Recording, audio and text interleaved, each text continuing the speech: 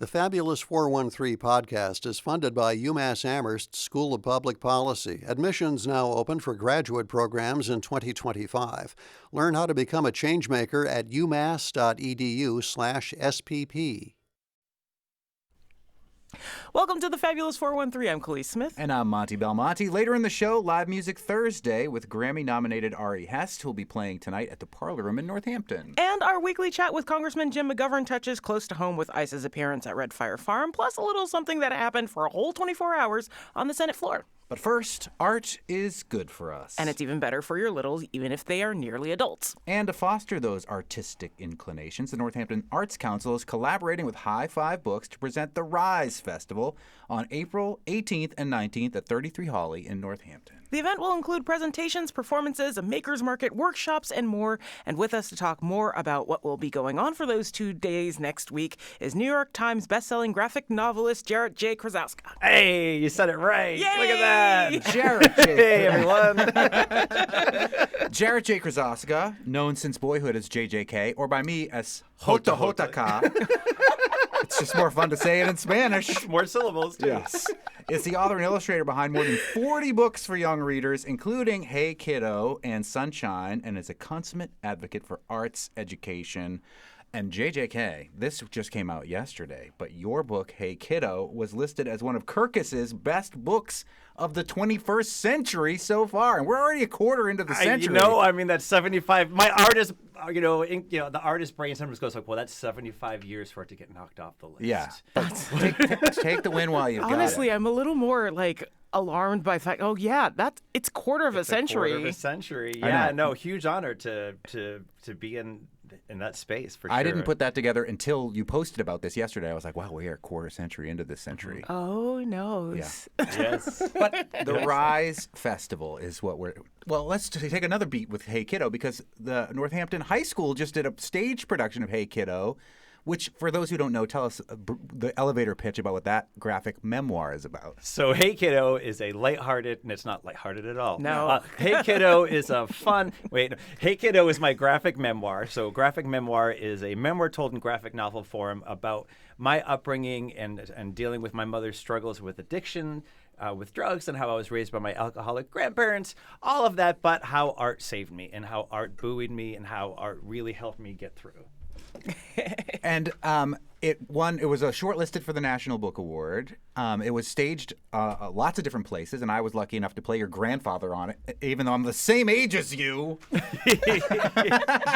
But the kids at Northampton High just did a stage reading of it. We did a stage reading of it. We raised a lot of money for the library. Yes, Yeah. we did. For the library at the high school. The high school library, yes. Yeah. Yes. Our engineer Bart Rankin is running all over the place, and it seems I don't know if we can hear you anymore. I can barely hear you in my. I think things are happening. Yeah. Well, my first thought was what am I doing wrong? No. It's all good. We always say that these microphones are gauged for Terry Gross volume, But we don't talk at Terry Gross volume. We talk like us. Yeah, talk like a normal we need person. to slow down and Take a step back. Take a breath. Yes. Right. But let's talk about the R.I.S.E Fest. Yes. Jarrett. And you are teaming up with your wife on this one, which is exciting. Your wife, Gina Krosoczka. R.I.S.E is really Gina's baby. So, Gina has a master's in psychology, and she... Oh, yes, it might sound okay? Yeah, you're good. Okay. She has a master's in psychology, and she recently received her certificate in advanced graduate studies in expressive arts. And that is a study all about how arts and all modality benefits your mental health in all sorts of ways. And we wanted to try to bring something that could help with the mental health crisis that's happening in general, especially post-COVID. Mm-hmm. So as you know, Monty, we worked together on Meltdown for so many years. The Kids Music and Book Fest through the old radio station. Khalees and I are alma mater. Meltdown. This past Saturday would have been the Meltdown Saturday for that. Would have been Meltdown Saturday. We did that for so many years, where we brought authors on stage, and WRSI brought on kids musicians, and so we've always, wanted to do something that would be festival-like, that would have that mental health component, but also create something that would be for teens as well. So, of course, as my career grew, I started writing for older readers like Hey Kiddo and Sunshine. And, I have that punk farm lunch lady side of me, which is for younger kids, and I have the intense other books that are for older kids. So we conceived this idea of having a two-pronged event that would be one section for young adults and one section for kids and families. And we timed it such so that on Friday evening would be for young adults and Saturday morning would be for young people, so that if there were people coming from out of town that wanted to do both, it's a way to bring more people into the Pioneer Valley to visit. And the big difference here is that in between the authors presenting, we have youth performers. So they're going to be Art in Motion out of East Hampton. They'll be dancing. The improv group out of the high school, they'll be performing. Oh, yeah. Kids, What's their name? Do they have, a fun name? The Function Lust. Okay, I like that. And on Saturday, we have the Pickleheads, which is the youth version, the youth track of the improv. I love it. And we have high school garage bands that are coming to perform and plugging in their electric guitars and getting behind drum kits. So while that is happening, we're going to have a room for workshops. That when you get tickets, you can register. Workshops will be more limited, of course, by the nature of workshops, but workshops in writing and dancing and improv and art therapy. And we're going to have a quote-unquote vendor room, which is a room that's going to be all about the resources we have in the Valley. Art resources, nonprofits, mental health resources, and on Saturday, there'll be a kids' art mart in that space.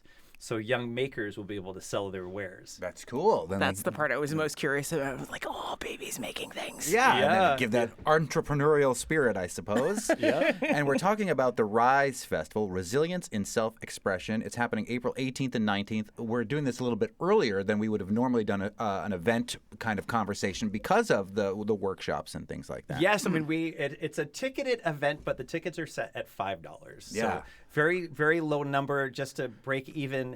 It's going to also help us crowd control because at 33 Holly, there's only so many people we can fit in the building. This being our first year running this event, we're going to learn a lot about how many people are able to get there, how many people can we fit in the space, is that the exact right space? And how it works traffic-wise, moving between rooms there, Yes. too, because there's a lot of space at 33 Holly, and assuming not everything is in the same room No. like it was with Meltdown Often. Right. So the workroom will be the main stage, and there'll be behind where the presenters are presenting, there will be a screen, and the authors, if they're reading, their illustrations will be projected. If there's a band performing, the artwork from the visual artists from the Northampton High School department art department will be projected. In Eli's room will be the workshops, and right when you walk in, and of course, High Five Books will have a pop-up shop in the atrium selling all of the books from our author guests. Well, let's talk a little bit about some of those author guests. Yes. Jarrett J. Krosoczka, New York Times bestselling author and illustrator from Florence, who is one of the organizers of the R.I.S.E Fest happening on April 18th and 19th. Okay, let's start with the young adult track. Young adult track. This is Friday, April 18th. We have the one and only Holly Black. Who Khalees wrote a book with? Yep. Really? I did did not know that. Yeah. Hopefully they'll have it at High Five because it's aimed at the 4 to 8 range. But Yeah, it's for the younger set. it's for the younger side. We Well, wrote a picture book. Let's remind our listeners and JJK about that book, Khalees Smith, that you wrote So with Holly it is, Black. it is called Sir Morian. It is about the one Black Knight of the Round Table. He is part of the canon, and it just follows his adventures as they appear in the original romance. But, trimmed down a little bit. Oh, R.I.S.E Fest 2026. I'm going to email you right after we get you on the calendar. I do have the read of the book down to a solid 8 minutes. As you need to. Well, Holly will be here for her young adult books like The Cruel Prince and all of this amazing fantasy work she does. We have Luangie Beaumontes, who her very first book was published, Till the Last Beat of My Heart. Luangie is a graduate of Northampton High School. Oh, cool. And this book has gotten a lot of heat this past year. We have David Levithan. What kind of heat? Like people loving it or People loving. Oh no! banning it? Oh right, yeah. Yeah, because your books have been loved and banned.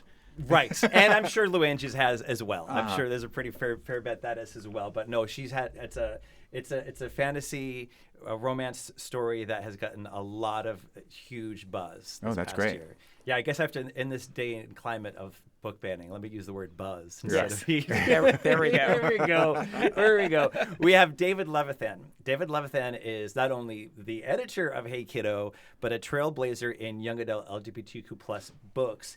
He published Boy Meets Boy in 2003, and it was the first LGBTQ plus young adult book that was not about the pain of coming out. So he really changed the landscape of literature. And he is just amazing, and I know he's my pal, but he's an icon, and I can't believe we have him. And also Tilly Walden. Tilly Walden is a celebrated graphic novelist. Her memoir Spinning is about her coming out as a lesbian when she was in the competitive ice skating world as a teenager. That's the book that she's most known for. But she also illustrated graphic novels for Tegan and Sarah, which is about their upbringing. And the musicians, Tegan and Sarah, and Brian Selznick of Hugo Cabaret fame. He again, his publisher is actually flying him from California to the East Coast to get here for R.I.S.E Fest. And it's his young adult debut. It's called Run Away With Me. And Brian's known for middle grade and younger stuff. This is his first young adult novel. Is he illustrating it in the same way that he's illustrated his other ones like Hugo Cabaret, which are just like the illustrations and the stories of those are just so fantastic? It is. You will have, they're just published this week. There are full illustrations that tell the story, and in between full illustrations that bleed to the edge of the page, then there's chapters of prose, and it's about these two teen boys who fall in love in Italy. They're both in Italy, and there's a romance, and I don't want to give away the illustration to the end, but it's beautiful and heartbreaking. Okay. Yay. And that's a good transition, because since Brian's going to be in town, he'll also be there for Kids and Family Day on Saturday, April 19th. Double dipping. Double dipping. Well, Hugo Cabaret won the Caldecott Medal. It was an amazing movie by Martin Scorsese was the director of it. So he's sticking around. Like, look, you're sticking in town. Like, why don't you come by the next morning before you head back to New York City? Yeah, we'll make it a 2-day festival so you can come twice. Exactly.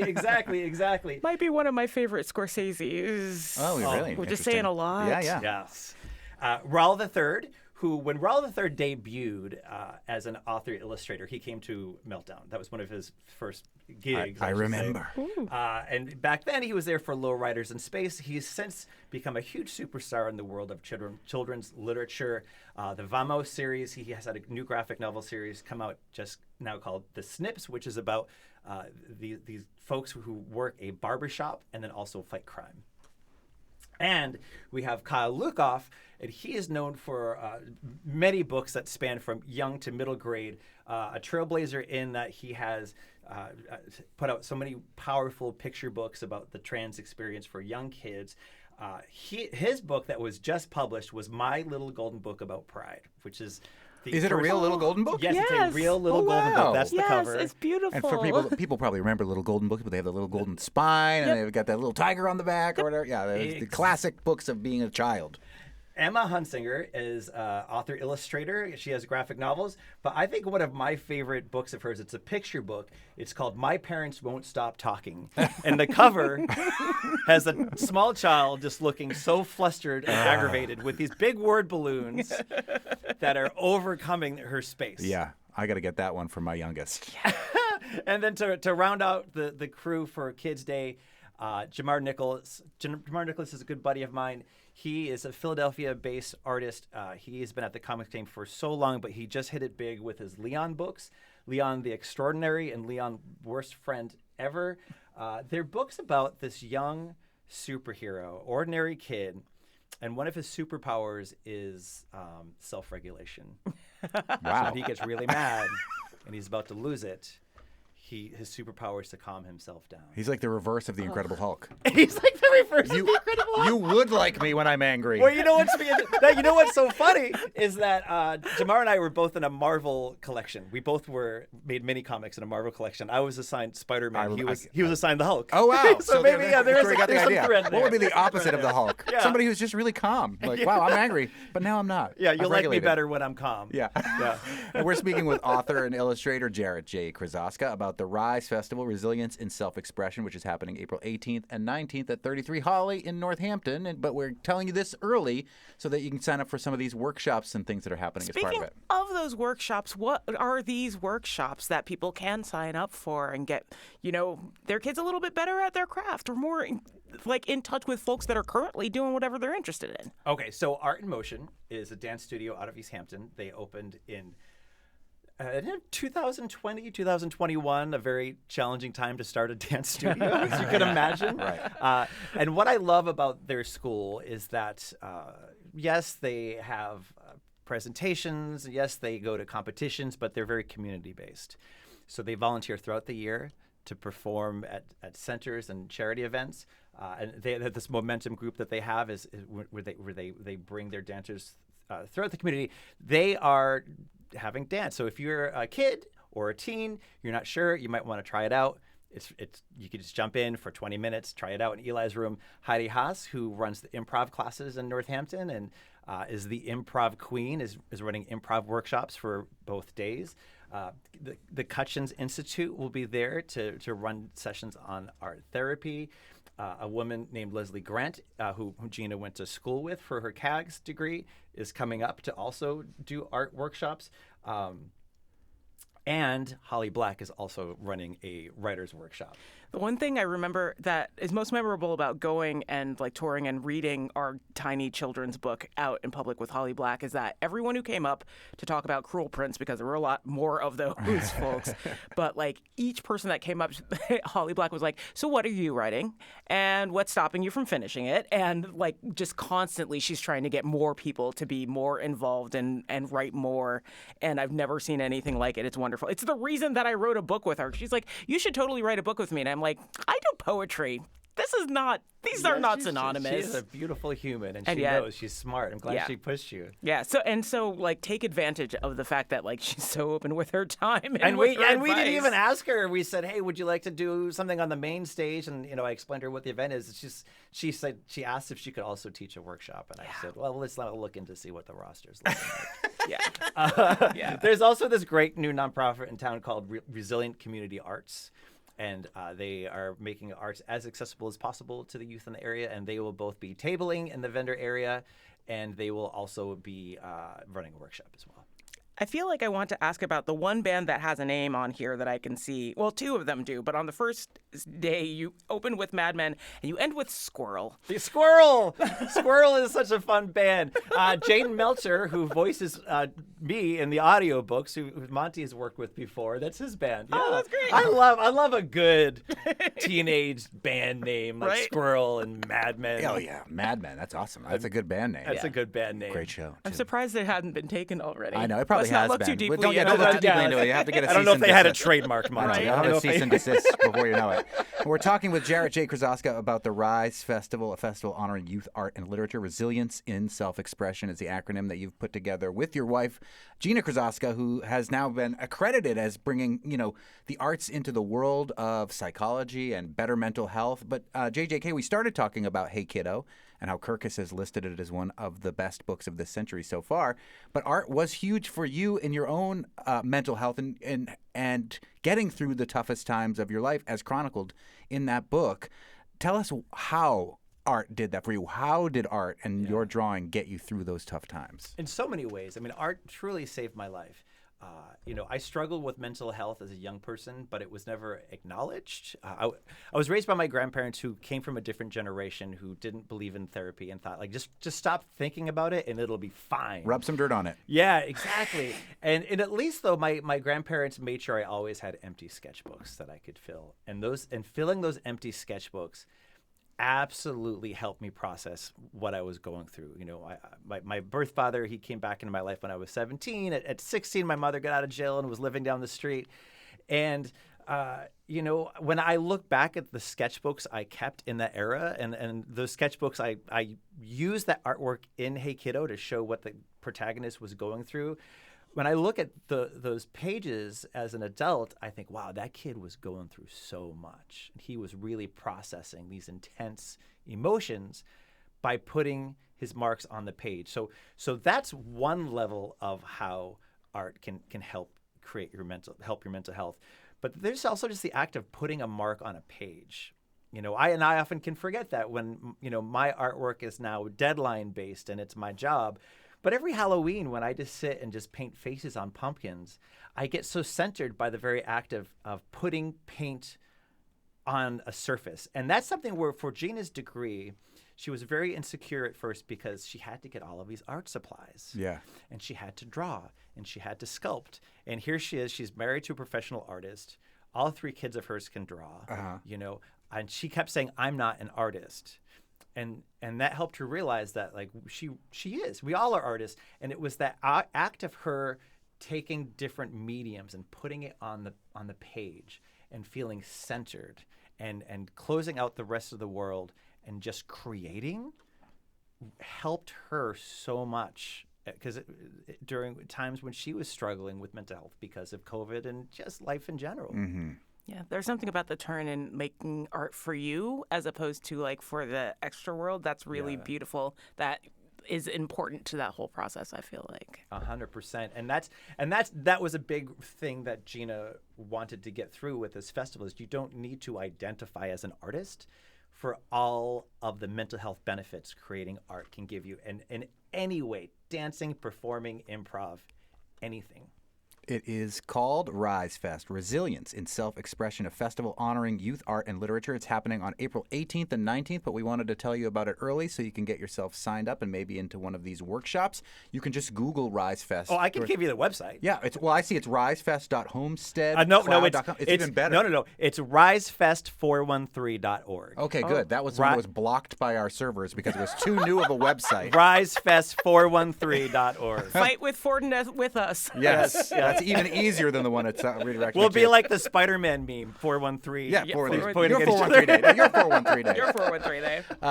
Jarrett J. Krosoczka, who has illustrated not only Spider-Man, but Lunch Lady and Punk Farm and Star Wars characters and so many other great things, plus Hey Kiddo and Sunshine and so much more to come, I'm sure. Always a delight to talk with you, and go check out risefest413.org. Thank you, friends. Oh, our pleasure. Coming up, live music Thursday with another consummate artist, R.I.S.E, who will play at the Parlor Room later tonight. But up next, the things that have happened in legislative land this week. Congressman Jim McGovern breaks it all down for us. You're listening to the Fabulous 413 on 88.5 NEPM. The Fabulous 413 podcast is funded by the Handle Factory Community Clay Studio in Shelburne Falls, offering youth summer programs and spring adult classes in pottery and sculpture. HandleFactory.com. The Fabulous 413 podcast is funded by the UMass 5 College Credit Union, offering co-op advantage checking with cash back on all purchases, plus secure debit card controls, all from the UMass 5 mobile banking app. Insured by NCUA, umass5.coop. Time for our weekly chat with U.S. Congressman from the 2nd Congressional District of Massachusetts, Worcester's own Congressman Jim McGovern. And Worcester has been in the news when it comes to school funding, and we'll get to that a little bit later. But we got so much to get to, Congressman, like yesterday's Liberation Day, 4 p.m. announcement at the Rose Garden about reciprocal tariffs. There was a bipartisan rebuke in the Senate last night, which I think came as a surprise to some, where some GOP members teamed up with some Democrats in the Senate to put the brakes on certain of the tariffs that were announced yesterday. Local companies are already saying they're feeling the impact. The Republican Mass Live has a story about an electrical company in Springfield that had a $1 million project canceled with a 48 hours notice because of all the talk of tariffs. What are you hearing from businesses in your district about how they're bracing for these tariffs? Well, people are very, very concerned, and they should be. These tariffs are counterproductive. They're going to basically result in a tax increase on everyday people at a time when people want the cost of living to go down because it is too expensive just to get by. And not only are we going to see the prices of foreign-produced goods go up, but you'll also see the price of domestic goods go up too. I mean, if you're buying shoes from overseas and all of a sudden they go up because of these tariffs, domestic producers will say, hey, well, we can raise the prices too and still compete. So this is a bad idea. Again, he's like a bull in a china shop. He's not doing anything strategically or surgically. And, there are ways to work out differences, but this is not it. I worry about, not just the immediate impact. I worry about the lasting impact on our economy. Are there cracks forming, though, in this lockstep movement forward with Donald Trump? And is what happened last night in the Senate part of that? Is the fact that rumor has it that Elon Musk could be out at Doge by the end of May, especially given the loss for the election that he spent so much money on in Wisconsin and the less than stellar expectation of a turnout for Republicans in Florida earlier this week? What are you hearing about the end of Elon Musk's and Trump's relationship at the upper echelons of government? Well, I'd love that rumor to be true. I think Elon Musk is a dangerous man who's doing great harm not only to our government, but to the people of this country. I mean, just arbitrarily cutting positions at the VA and at the Social Security office, closing down USDA and Fish and Wildlife offices with no thought, just across the board cuts because he can get away with it. So I'd love him to. I wish he was already gone. I'm not sure he will be gone at the end of May because Donald Trump loves his money and Elon Musk is the richest man in the world, and they need him to fund the campaigns of Republicans running for re-election in the Senate and the House all over the country. But, I mean, he's been a disaster. Trump has been a disaster. And again, this latest development with these across-the-board tariffs is another example of his disastrous performance. There is another evidence in the House of Representatives where the Republicans have left the lockstep with Donald Trump. 9 members of the House GOP teamed up with House Dems to, quote, take down a rule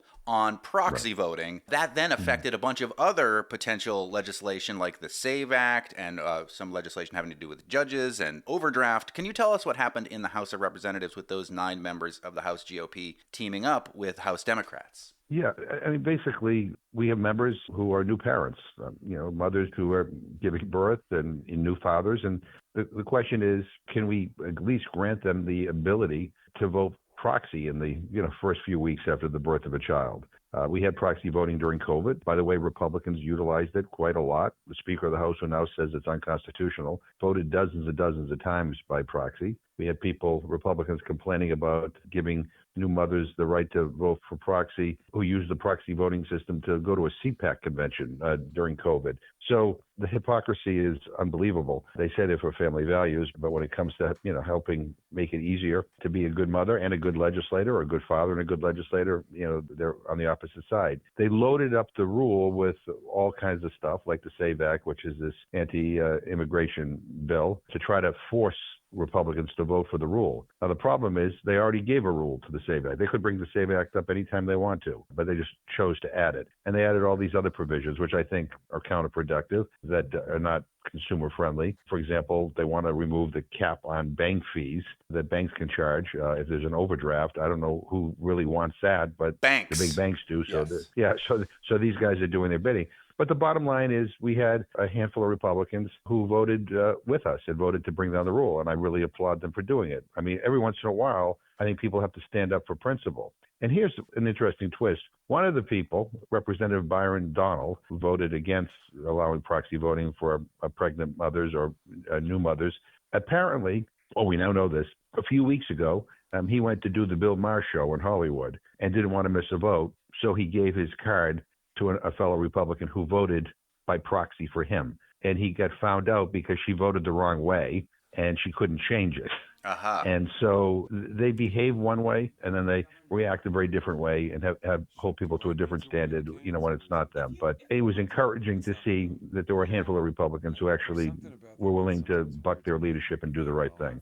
Speaking with U.S. Congressman Jim McGovern, McGoverning with McGovern. Congressman McGovern is from Worcester, and as I mentioned, Worcester schools are out $1.4 million in federal funds. The Healy administration announced earlier this week that the Trump administration terminated $106 million in K-12 education. A lot of this is not part of your district. Like a $47 million, half of this money practically was going to the Springfield School District. West Springfield had a major cut. Holyoke had a major cut. I believe Leominster is in your district and had a cut of close to $2 million. What's your response to these cuts, and what can these school districts do in the meantime? Well, I mean, what they could do in the meantime is not much. I mean, the state can come and try to make up the difference, or local communities, cities and towns can make up the difference. And as you know, I mean, the state doesn't have unlimited funds, and cities and towns are strapped. the idea that the federal government is kind of disengaging in supporting education is really troubling. I mean, education is essential to our economic well-being. It's essential to our future. And that Elon Musk and his people think that nickel and diming, and they want to eliminate the Department of Education and a lot of the programs within it, that somehow that's good for the country. That's insane. And by the way, they're also looking to try to increase the standard for who's eligible for federal funds for school meals too, which means that if they succeeded, a number of schools in Massachusetts, they get some federal funds to help support this universal school feeding initiative that is statewide, could lose those funds. And that would mean that the state would have to deal with a shortfall, which they can't do. So this administration is really anti-regular folk, anti-student, anti-worker, anti-everybody, but except they're pro-Wall Street and pro-big business. And it's about making money for the people who are already well off and well connected, and it's about screwing everybody else.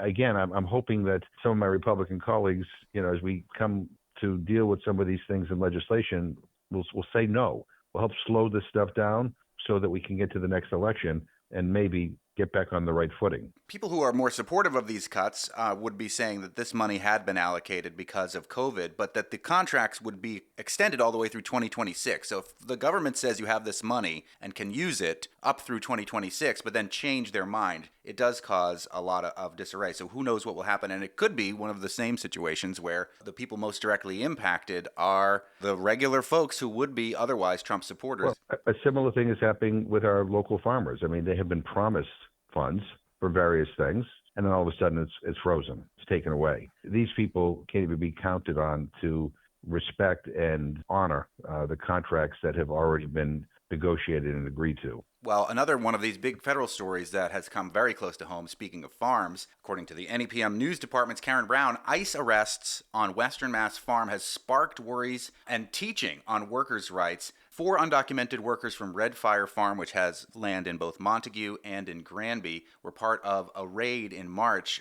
conducted by ICE. They're organizations like CISA, who we have on this show every week, talking about how to educate farmers and their farm workers about the rights that folks have. What do you know about the folks who were picked up in Springfield that were workers at Red Fire Farm? And is your office doing anything to intercede? Yeah, I don't know all the details, but we are trying to get word out to people, businesses and farms and everybody, that people have rights. ICE can't come onto your property unless they have a warrant, and the individuals who are being questioned have rights as well, and we need to make sure that everybody understands that. Look, the bottom line is the immigrant community has been incredibly important and essential to our agricultural community all throughout this country. I was listening to Trump talk about, we're going to bring all this old manufacturing back to the United States. When you go around, you talk to businesses as well as farms, one of the biggest challenges is workforce. Even in factories, finding people to work in them is a challenge. So rather than scaring people away from this country, we ought to be updating our immigration laws to make it easier for people to be able to come here, because we need them. We can't grow as an economy without an adequate workforce. And we ought to understand the relationship between immigrants and our farms. You can't run a farm without people who work on a farm. That's just basic. And I don't want people to be afraid, because a lot of the immigrant workforce on our farms, in fact, the vast majority of it, are here legally. But what these raids do is they scare the hell out of everybody. Sometimes they make it less likely that people who have the legal ability to work on farms, it scares them away from even wanting to work. Are you hearing from other farms in the district? Red Fire does have land in your district, and they have already been impacted. And if so, what can you do other than inform them of their rights? I've heard from farms, I've heard from small businesses, I've heard from big businesses, I've heard from manufacturers. I don't control ICE, and they don't inform us when they're going to do things. The best we can do at this moment is to make sure people understand what their rights are. I'm part of a team in Worcester. It's kind of a rapid response team where when ICE shows up, we get notified, and then I show up wherever they are, and others do as well. They were at a company in Westboro not too long ago, and I showed up, and luckily the people at this company, asked to see a warrant. They didn't have one, so then ICE left.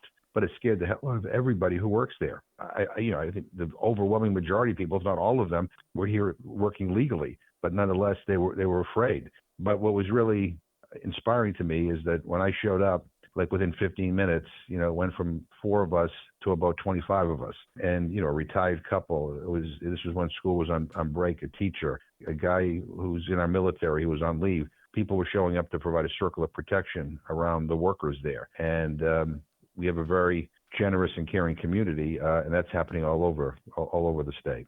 Speaking with U.S. Congressman Jim McGovern, McGoverning with McGovern, another big news story from the Democratic side, in particular this week, is Cory Booker's speech. The Democratic senator from New Jersey talked his way into the history books, as Politico put it, Tuesday evening when his 25-hour speech opposing Trump's policies broke the filibuster record of the late Strom Thurmond. Listener Jim from Hadley wants to know if Democrats should be considering more tactics like Cory Booker's record-breaking speech, or is this simply a stunt and a distraction for the Republicans to pillory? No, I thought I saw Cory Booker last night. I told him I thought it was brilliant what he did. I applaud him for doing that. One is he garnered a lot of attention. He got to talk about issues that a lot of people in this country care about. What he also did was show how you can fight back. And I think there are a lot of people, in my district and throughout the country who want us to fight back. I mean, look, I've been doing town halls all over my district, and record numbers of people are showing up. And most of the people showing up have never, ever been to a town hall before, but they feel compelled to show up because they think the situation is urgent. And, they don't like what the Trump administration is doing, but the critique of Democrats is that you're not fighting hard enough. You need to do more. And I think Cory Booker showed that this is what more looks like.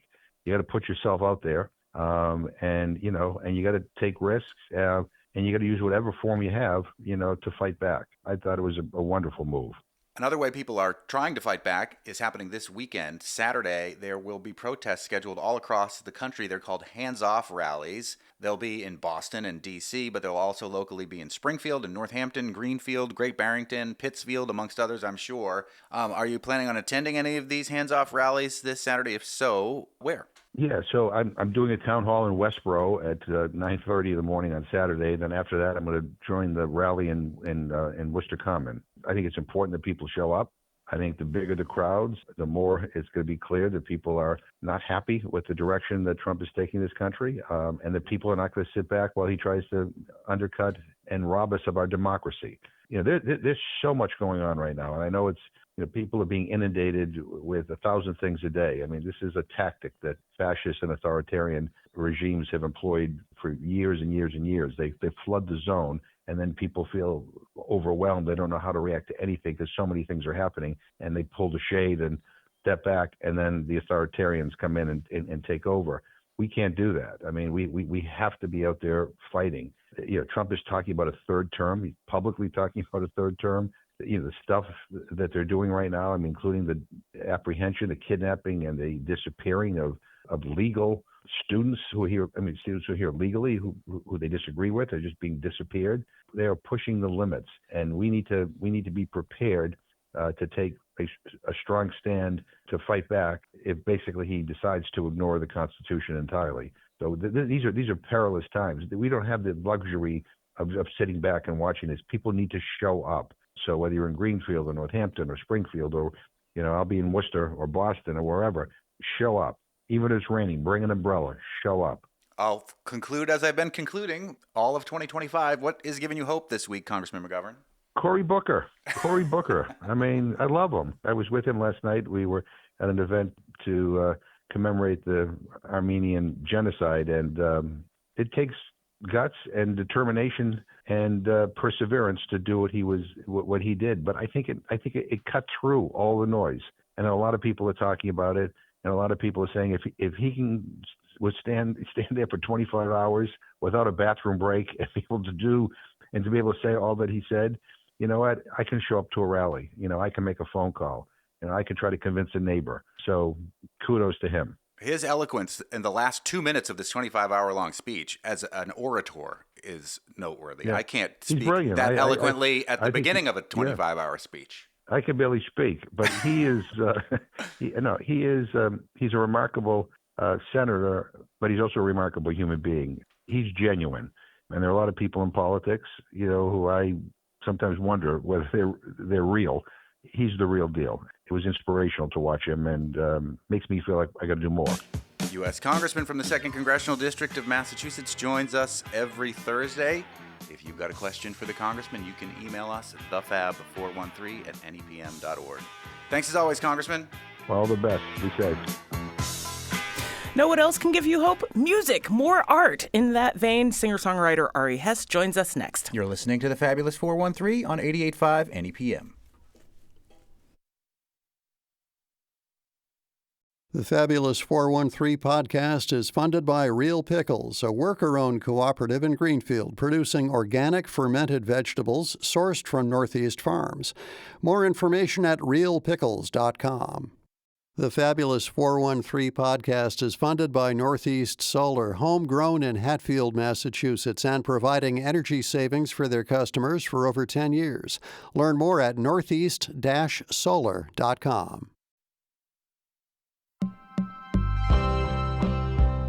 Welcome back to the Fabulous 413. It's extra special bonus live music Thursday, and with us now is the Grammy-nominated, incredibly prolific R.I.S. Ari is a singer-songwriter who began his career as an independent artist in 2001. He's released 12 albums, including the Grammy-nominated Silver Skies Blue with Judy Collins, 4 EPs, touring both in the U.S. and abroad with artists like Martin Sexton, Suzanne Vega, and Ani DeFranco. Many of Ari's songs have appeared on TV and film: The Path, The Lincoln Lawyer, Private Practice, Army Wives, and One Tree Hill, to name a few. In 2022, Ari started writing, recording, and releasing a song every 2 weeks through his Patreon page and continues to do so today. And he'll perform at the Parlor Room in Northampton this evening in a co-bill with Nene Camps. Thank you so much for coming on the Fabulous 413. Thank you for having me. Oh, our pleasure. Well, let's start out with a song.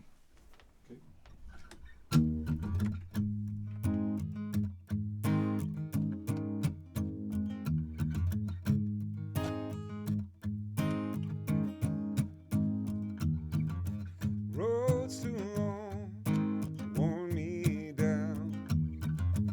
Ain't no coffee strong enough right now. Still hours away as far as I can tell. Time to duck into a cheap motel. I'm kinda glad to be alone tonight. Find a place where everything feels alright. Too many problems making my head swell. I'm gonna have a private party in a cheap hotel. I ain't gonna call you, ain't gonna write, ain't gonna think about what's wrong tonight. Oh, that worry can just go to hell. I'm gonna have a private party in a cheap hotel.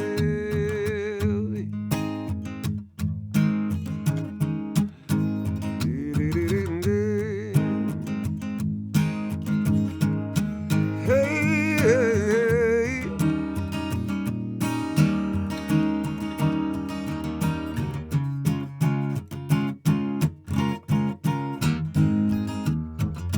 Don't wait up for me, I ain't coming home. Spare me the lecture and relax your tone. There ain't a line to me that you could sell. I'm gonna have a private party in a cheap motel. And in the morning, I'll come around. By the time you wake, I will have rode into town. This round is over, I'm ringing the bell. I'm gonna have a private party in a cheap motel. I ain't gonna call you, I ain't gonna write, ain't gonna think about what's wrong tonight. Oh, that worry can't just go to hell. I'm gonna have a private party in a cheap hotel.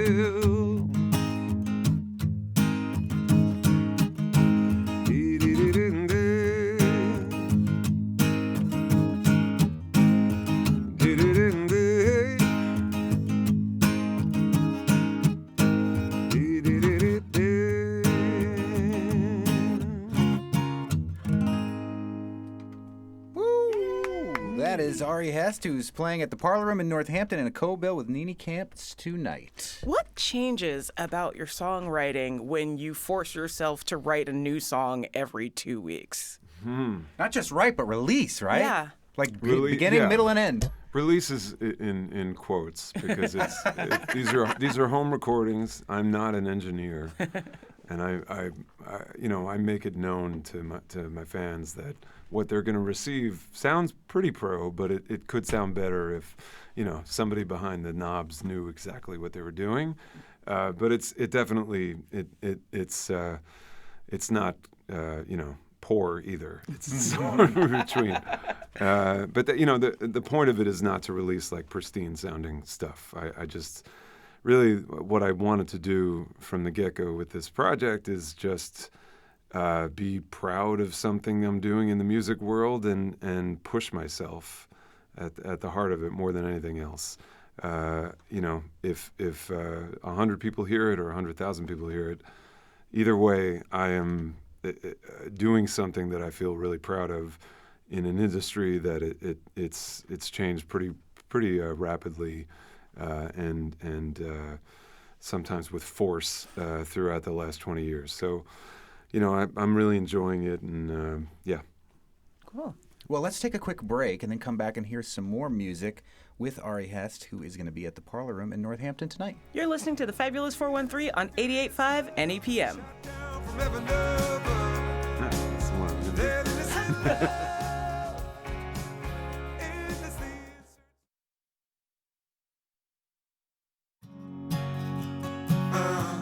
Welcome back to the Fabulous 413. We have a special live music Thursday for you with R.I.S. He's playing the Parlor Room in Northampton tonight. Let's hear another song. All right.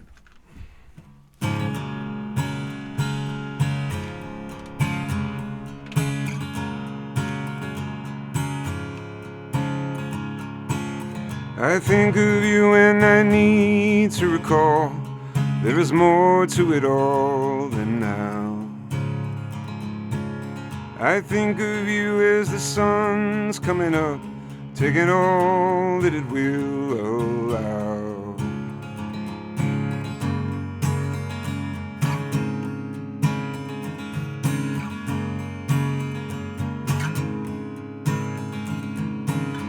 On January days with a rain-soaked face and a raw wind howling, I'd shut my eyes at night all the while just to hear what I might have been missing and feel what I forgot how to feel. Innocent love, innocent furious love, shot down from heaven above. That innocent love, endlessly in search of criminally innocent love. Hey, hey, hey. Why must it be this tricky to think in the blink of an eye it all could end? Laboring to convince myself every instant is a godsend. All around me are reminders there to be admired and to keep the breeze steady at the base of my fire. Innocent love, innocent furious love, shot down from heaven above. I'm looking for innocent love, endlessly in search of criminally innocent love. You.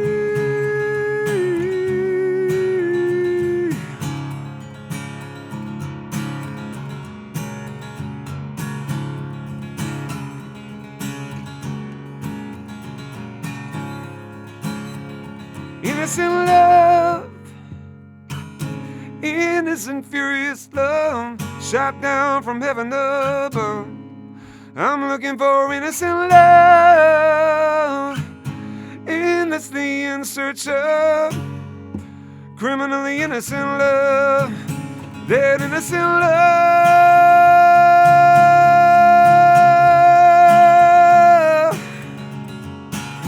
yeah, that innocent love.